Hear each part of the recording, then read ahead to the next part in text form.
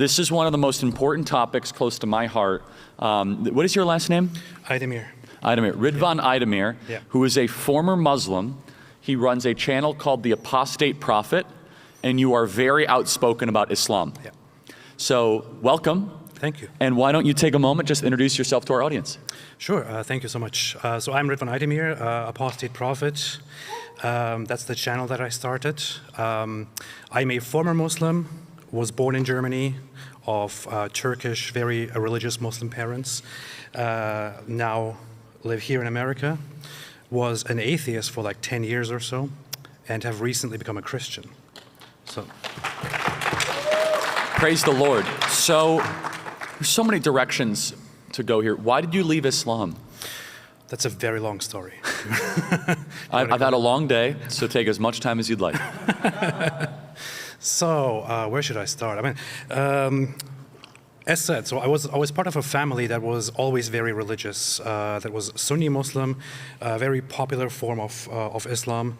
They raised me under semi-strict circumstances, which are very weird from an American perspective, such as at home we weren't allowed to listen to music, for example. Can you imagine that? We were raised with the idea, this is the funny thing, I have to bring up this aspect actually before going into it to give you a better understanding. I was a child of immigrants from Turkey to Germany.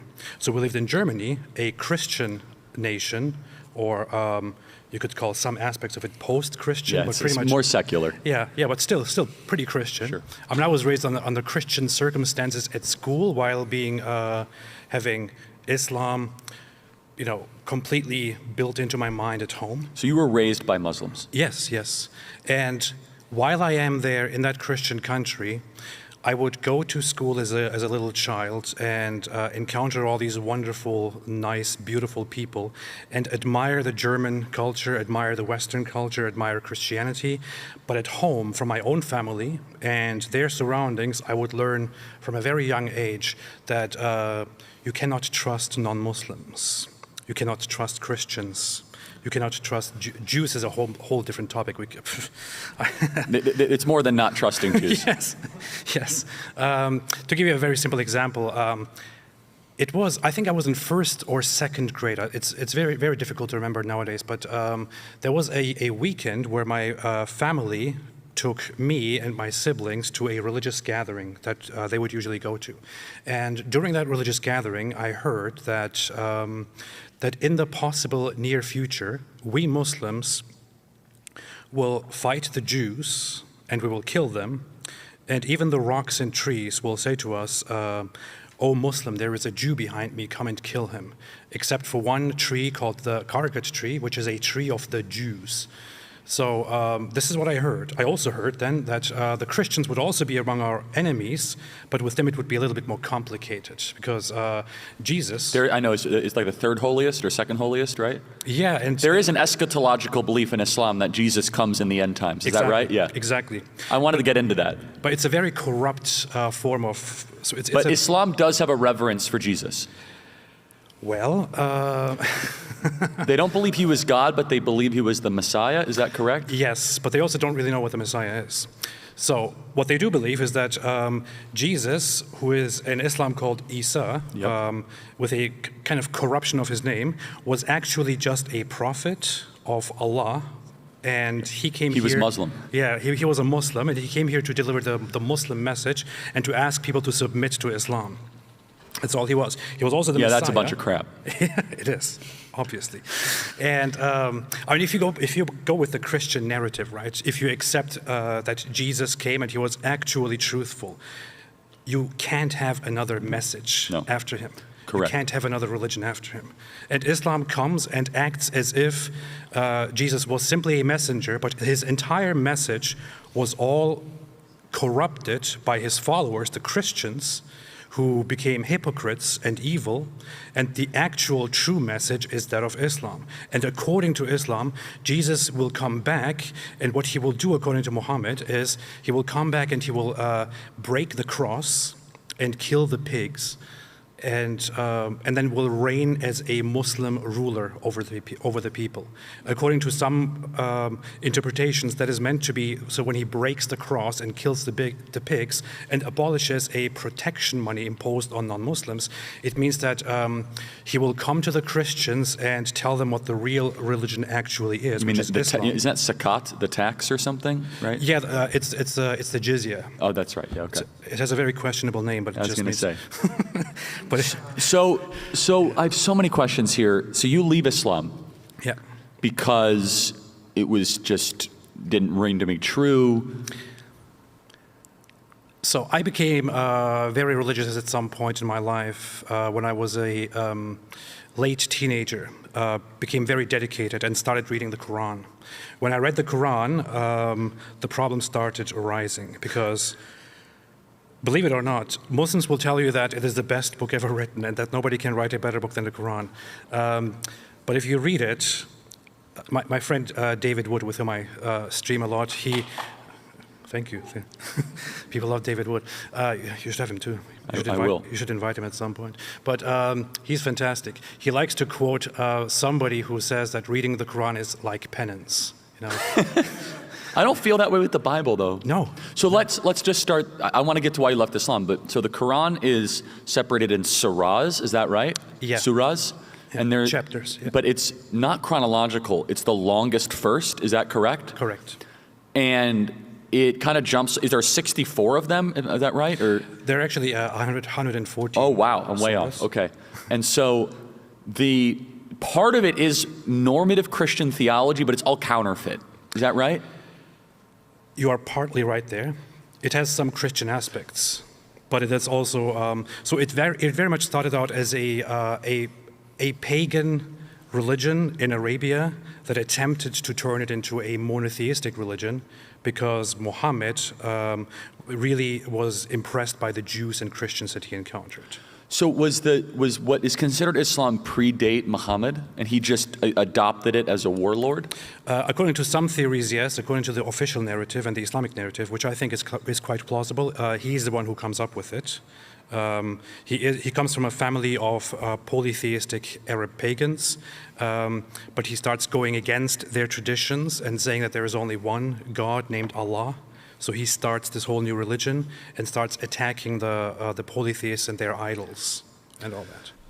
So, fast forwarding back to you, we're going to jump all over the place. You leave Islam. Just like the Quran. Exactly, that's all over the place. The Quran is like, I'm reading this thing. I'm like, by the way, don't read it unless you're ready to be super confused. I think it's kind of dark. I mean, I could use the word demonic. It's very stupid. So. Yeah, it's stupid. Thank you. So you leave Islam, you're an atheist. What brought you to Jesus? It was a very long process, but for most of the time as an atheist, I was convinced that there is no God because I couldn't prove it. But I always had respect for religion. I had respect for Christianity. I always made that very clear. The thing is, over the many years after I left Islam, I tried to keep up this whole narrative, this whole charade, to be very honest now, that after leaving Islam and thinking for myself and being independent and not believing in fairy tales, that I'm a very happy person now. The thing is, for all those 10 years, I wasn't happy. I was really struggling inside. It was really bad. And one of the big issues that I have always had was that humans seek purpose in this world. We seek a purpose in life. We do everything for a purpose. I had accepted at a certain point that there seems to be no inherent purpose or meaning to life. So nihilistic. At all, yeah. And I thought, okay, I can make peace with that idea, but I never did because it's incredibly well, because dark. It's actually a contradiction. Yeah.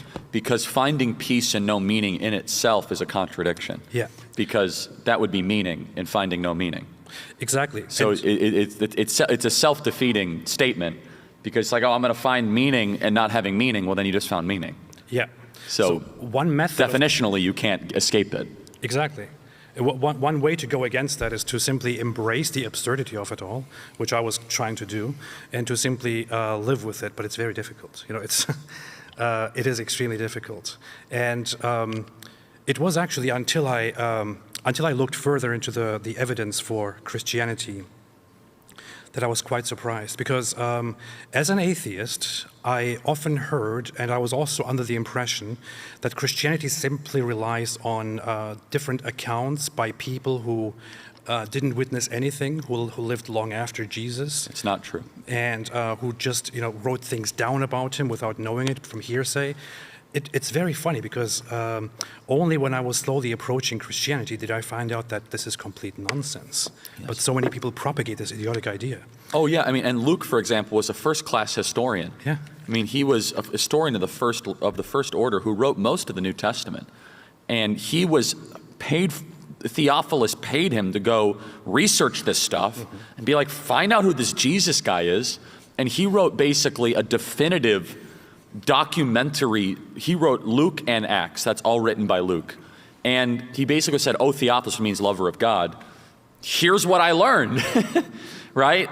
And by the way, it's completely consistent with the other Gospels. And so you eventually, that led you to Jesus.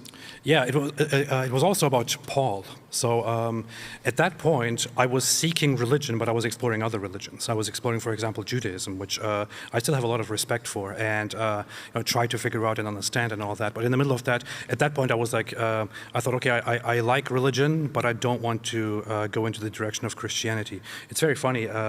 One day, my wife, who actually went into the direction of Christianity before me, asked me to read something in Romans, just one little section about how Paul says, I can do nothing of my own, and yes. It is all God. So I started reading that, and it kind of, originally I accepted it and decided to read part of it because I thought, okay, she's asking me, I guess I'll just do it.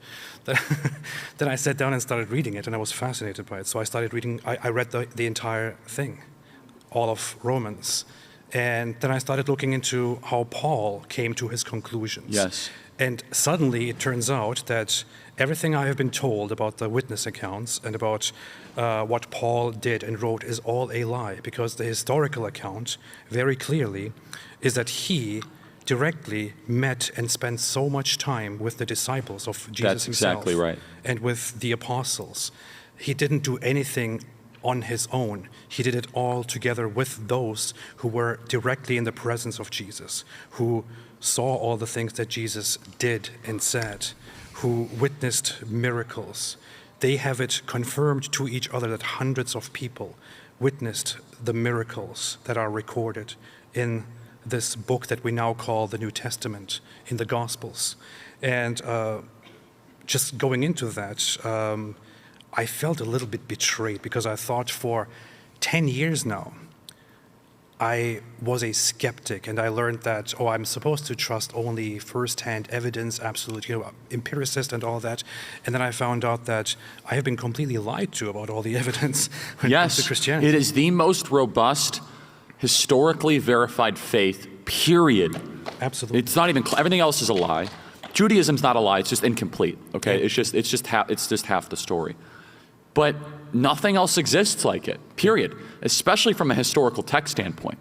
And so for you, it's so interesting. So your path to Jesus was mostly through the mind, not through the heart. It was both, I would say. If it wasn't the heart, it wouldn't have been real. Yeah. And but your reason led you towards Christ, and that's okay. Everyone has a different path. I'm actually very happy to say that this is very funny, because as a skeptic, as an atheist, it was very important to me to always give people the impression that everything I do is based completely on reason, yes, and logic and evidence and all that. However, the way I felt about Christianity once I started reading also had a great impact, and I found peace.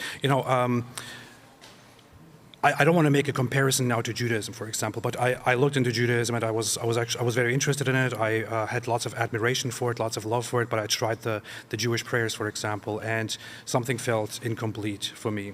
Incomplete is the word. Yeah, and this is not a diss for Judaism, but once I started reading the New Testament, and I actually did my first prayer the Christian way, it was very moving. It brought something back that I felt had died within me so many decades ago, and it is still there. When I first went to church, I was quite overwhelmed, and I have been. Are you Orthodox? Yes, or, yeah. yes, Orthodox. Eastern Orthodox. It's a beautiful faith. Yes, yes. The divine liturgy. Oh, it really is. As it's called. What I love about Orthodox, actually, I have an Orthodox priest. Is that the right term? Or Yeah.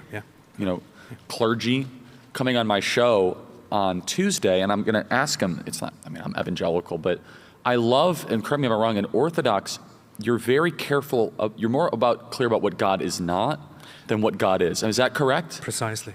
It's like we're not going to, it drives me nuts when people say they over-ascribe definitions to God. And I think that's super prideful. So I think you start with what God isn't. And I think that's the baseline of Orthodox faith. Yeah. Is that right? It's a humble approach to the Lord. That is Orthodox theology, basically. That also fascinated me when I found out about this. Because me too.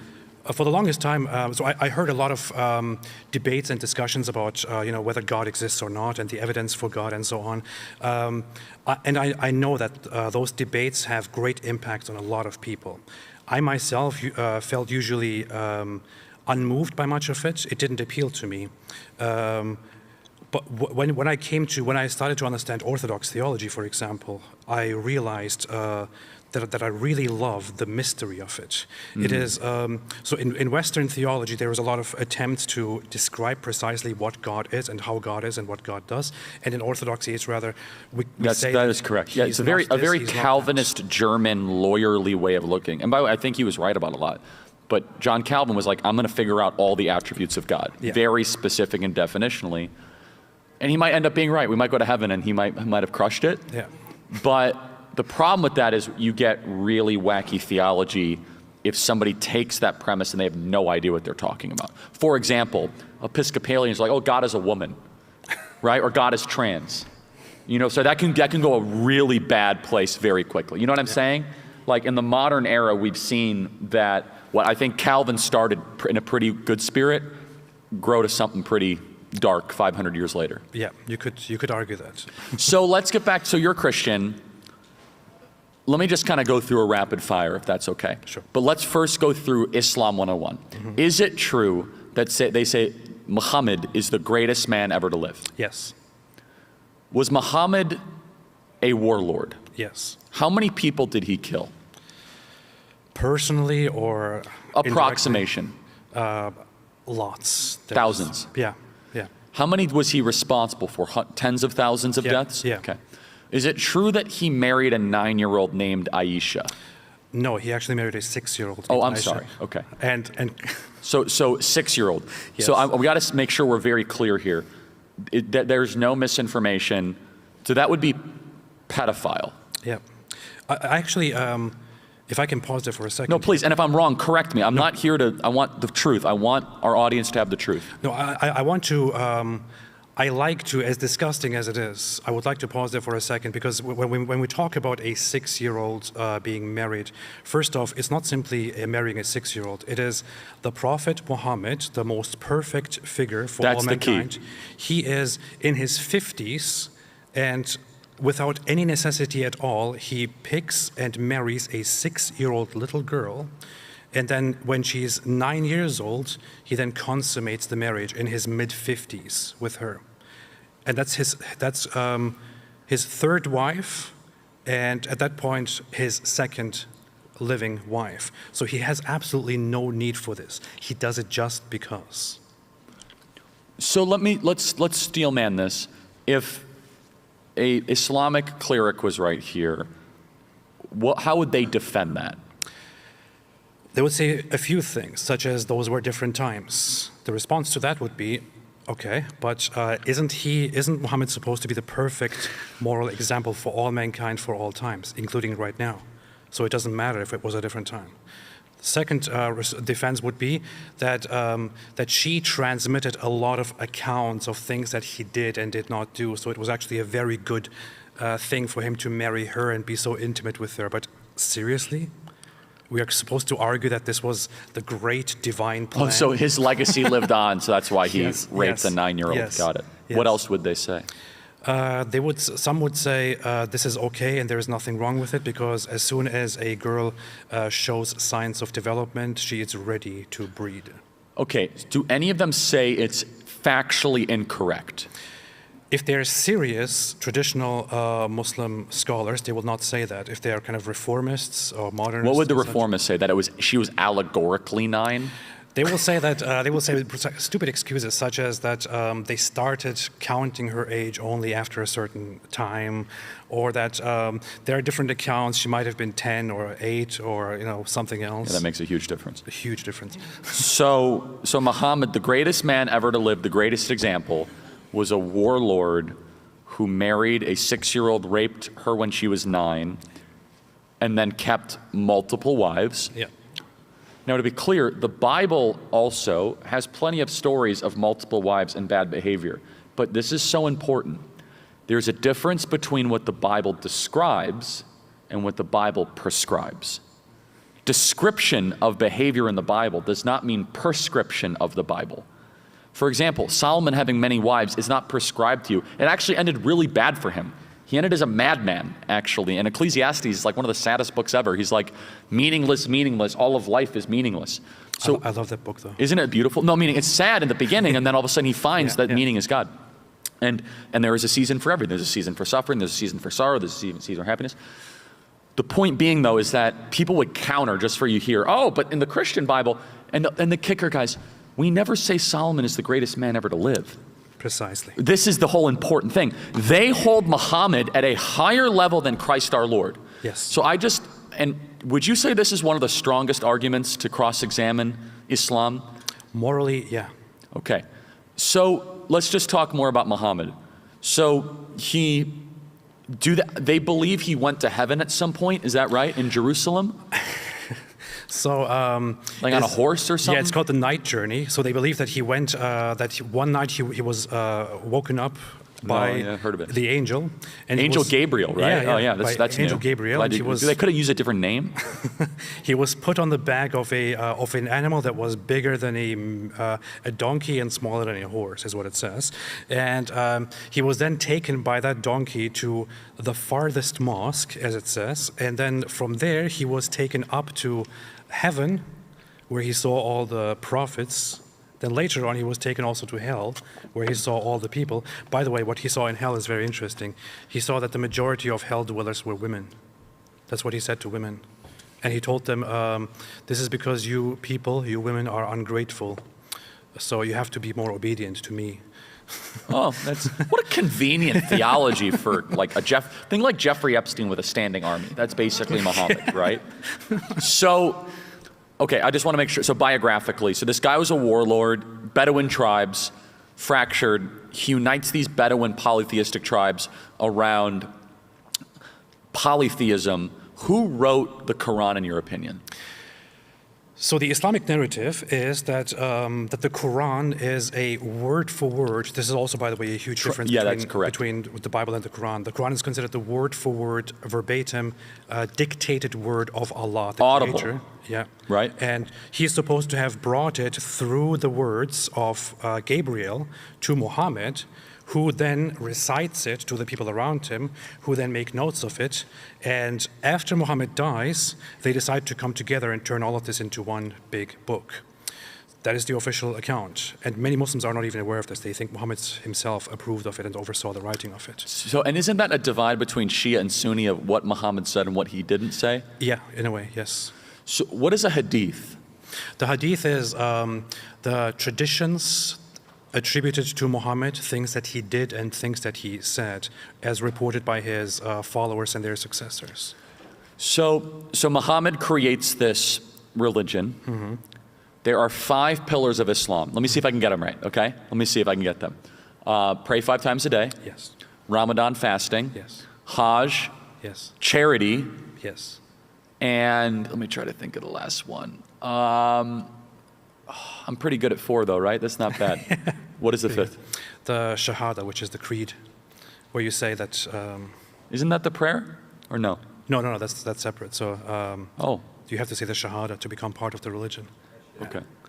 Which so I testify there is no God but Allah, and Muhammad is the messenger of Allah. Yeah. So those 5, none of those are like necessarily offensive except the Islamic one to us, so we don't have to spend too much time on that. Or is that the core of their faith, those 5 things?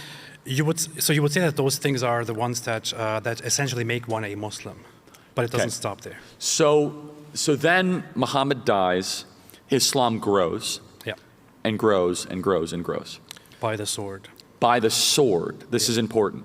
So how did it grow? Did it grow through conversion and love, or did it grow through conquest? This is actually one of the biggest differences between Christianity and Islam, which I think is a very important point to stand on here. So Christianity, we know, starts with Christ, God taking on flesh, becoming the lowest of us, becoming part of us and inviting us to him. It starts through suffering, and his followers spread it and tell people about it. They lose their lives on this path, and over centuries it develops through simply preaching and being persecuted. Islam starts very differently. Muhammad starts out there in Mecca, then goes to Medina and starts his Islamic state, from which he then begins raiding and attacking others, and from then on his successors, once he dies, take over that exact same attitude and start spreading Islam by attacking everyone left and right. And most of the Muslim territories in today's time are a result of violent conquests. That's right. Because there's actually a very good quote that I love to bring up by Ibn Khaldun, who was a medieval Muslim scholar, very much respected. And he wrote in a work called Muqaddimah, he wrote that the great difference between Judaism, Christianity, and Islam is that Islam is the only religion that has a truly universal mission, and the leader of Islam, the caliph, is supposed to be the one who is both the religious leader and also the military leader and the state leader, who has the duty to spread the religion by will or by force. This is Islam, and that's how it spreads. Does it say in the Quran that you should take multiple wives? It says you can take multiple wives. Okay, but not that you should, but you can. Yeah, you can. You cannot take up to 1, 2, 3, 4, like tomatoes. Like Got it. Yeah. Is it true that it talks very poorly about women? Yes. How so? Well, in chapter 4 is very funny. It's called... In the Surah 4 or whatever? Yeah, the Surah 4 is called Women. And some Muslims will say, look, it has a chapter called Women. It must be nice to women. Well, look into the chapter.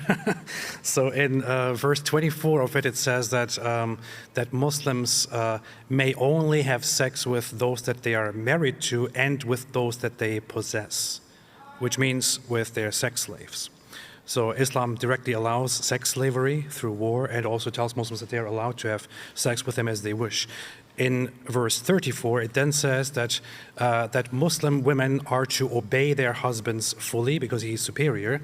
If she disobeys, or no, if a husband fears arrogance from a woman, he is to admonish her, separate in beds, and if that doesn't help, he may beat her.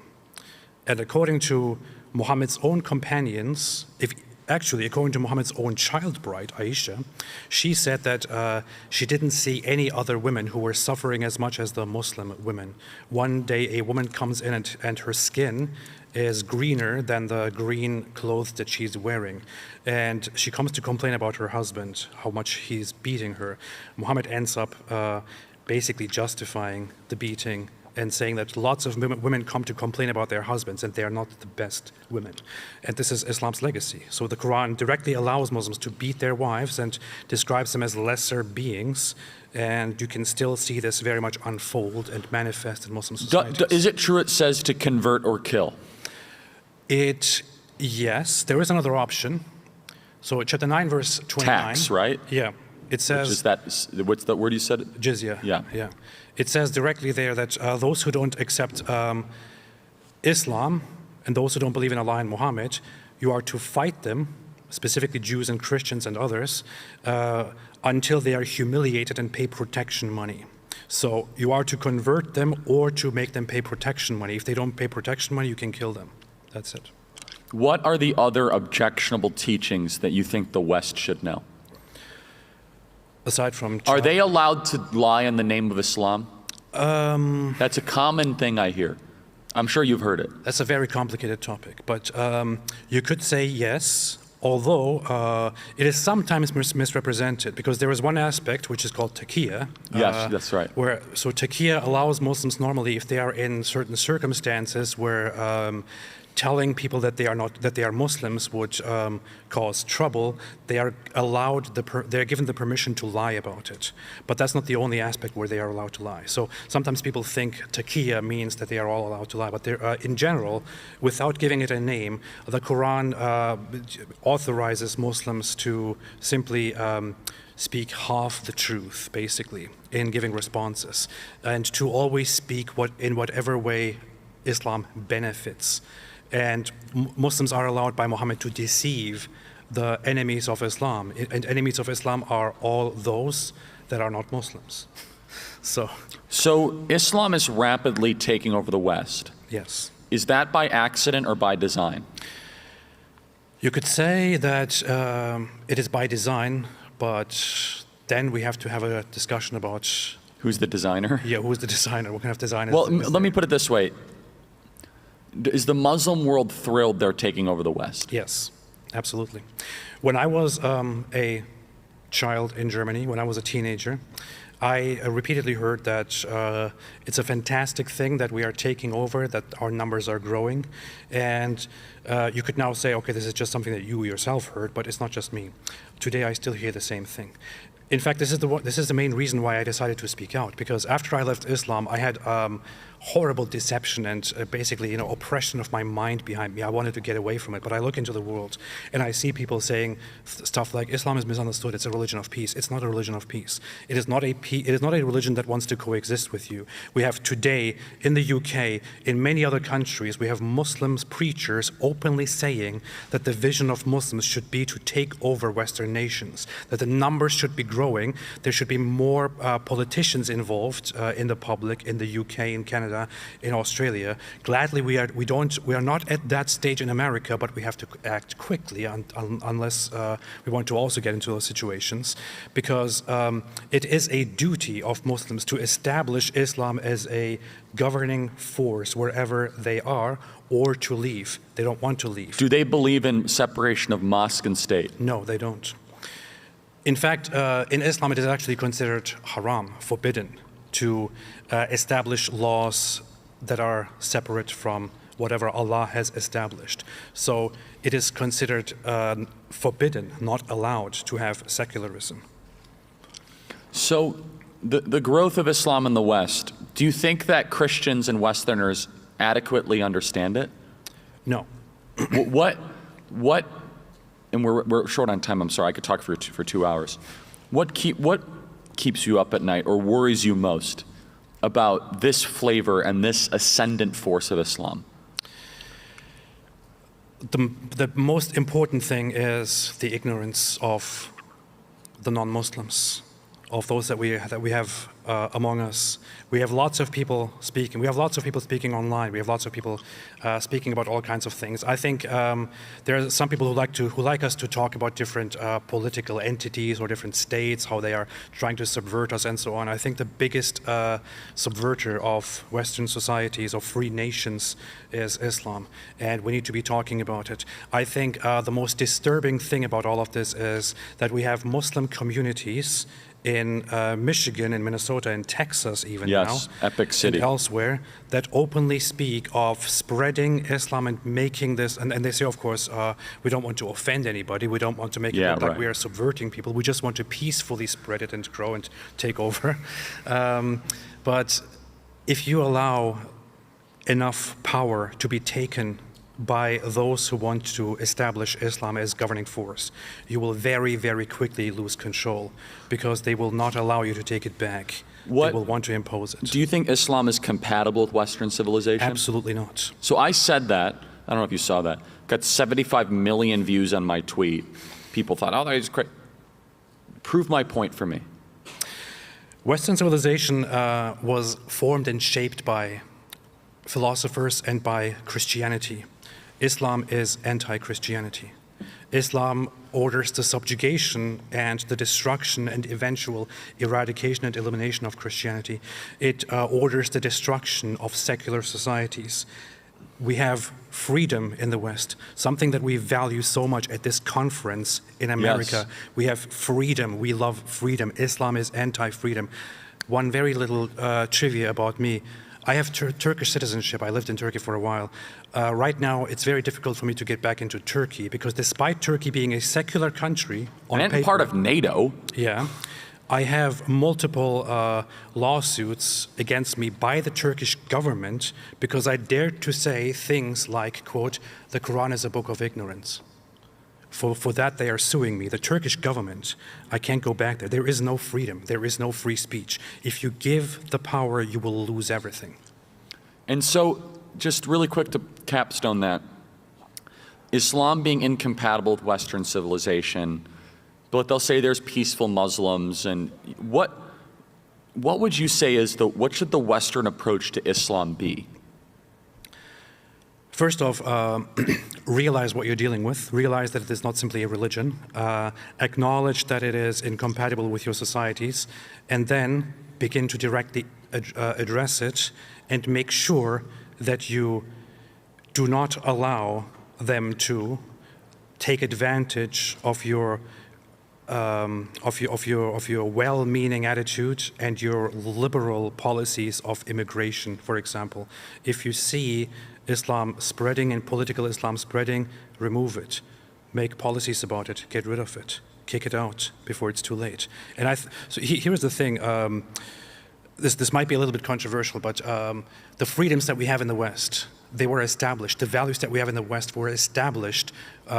Even America was founded by people who had in mind that these are values that unite us. These people that, I find it very difficult to even include myself, but I will include myself as an American today. So these are these nations are founded in order to have people like us with our values to live Yes. together. That's why we have freedom, because we cherish it, we value it, we can do it. They weren't meant to be offered to every single anti-freedom group that comes That's in right. and wants to abolish it and abuse it in order to oppress you. How do you get treated by Muslims? I usually get the death penalty in Islam. Do you get a lot of death threats? Yes, lots of them. What do they say to you? I will behead you. I will rape your family. I will. This rape is the religion of peace? Yes, it's very peaceful. Well, once they kill you, it's all peaceful, you know. So. Oh. Yeah. So to close it out, your name is Apostate Prophet. Yes. Do you speak Arabic? I do not. Turkish? I study it. Yes. Yes. Okay. So you know the original text well enough. Yeah, I've studied it many years. Yeah. So that's why you're so dangerous. Yes. And you have a big platform, and you know it, you know this stuff well. And they can't argue, because with me, they're like, oh, that's not what it really says, it's context dependent. And honestly, I kind of have a soft spot because there's so much biblical butchery with context stuff, so I'm like really careful with that, you know what I mean? I'm like a very big context guy, because some people say, oh, the Bible's terrible because of something in Leviticus 19. I'm like, okay, how much time do you have? But what you are saying this even with context. Yes. You're saying commands you to, does it command you to kill Jews? Yeah. In the long term, yeah. It commands them to oppress Jews and that eventually Muslims will kill the Jews. You are supposed to wait for it. How can people support you? I think you're a man of great courage. I mean, this is a big fight. You're up against the great menace, and it's growing. Islamism is growing. It is, unfortunately. Thank you so much, first of all, for offering this. No, I saw him. You were on some interview. Who were you on? Matt Fred. Yeah, I like that guy. Yeah. I'm supposed to go on his show. You guys know Matt Fred, Pints with Aquinas? Yeah. He's awesome. a really smart He's guy. Awesome. And I listened to like 10 minutes of you on him, and I texted my team. I said, I don't know who this guy is, but he's amazing, because I have really started, as you know, speaking more and more about Islam. Thank you for doing that. And I'm hated for 900 different things. I have real jihadis and purple-haired jihadis. I have both. They both hate me. But I said, I've been looking for you because you can educate me, and also you can kind of do some of the grunt work. I don't speak Turkish or Arabic. I don't have time to study the Quran. I don't want to study that crap. I know it enough. And so I think I think really sincerely, your voice is incredibly important. I really appreciate that, and I thank you so much. And I think that this should be a beginning. We should start talking about this matter very seriously. Yes. And should speak up more and more from here on, because this is a very crucial topic. We don't have time for questions, but if you're okay, would you stay around and just hang with some people? Sure. No. Yes. Well, God bless you. It's the Apostate Prophet. God bless you guys. Thank you so much.